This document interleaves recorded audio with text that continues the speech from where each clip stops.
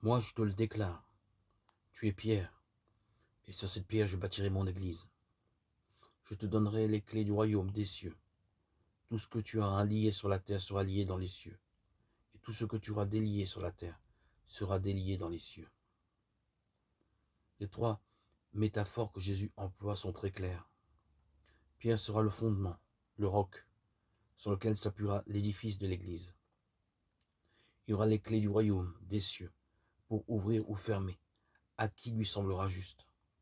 Enfin, il pourra lier ou délier au sens où il pourra établir ou interdire ce qu'il pensera être nécessaire pour la vie de l'Église, qui est et qui demeure au Christ. Elle est l'Église du Christ et non de Pierre. Ainsi est écrit par ces images ce que la réflexion ultérieure appellera le primat de juridiction.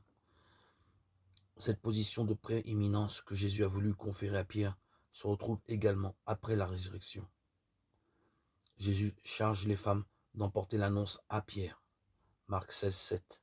Pierre sera parmi les apôtres, le premier témoin d'une apparition du ressuscité. Luc 24, 34, 1 Corinthiens 15, 5. Ensuite, le fait que plusieurs des textes clés qui se rapportent à Pierre peuvent être amenés au contexte de la dernière scène où le Christ confère à Pierre le ministère de confirmer ses frères. Luc 22, 31 montre combien l'Église qui naît du mémorial de la scène pascale trouve dans le ministère confié à Pierre l'un des éléments constitutifs.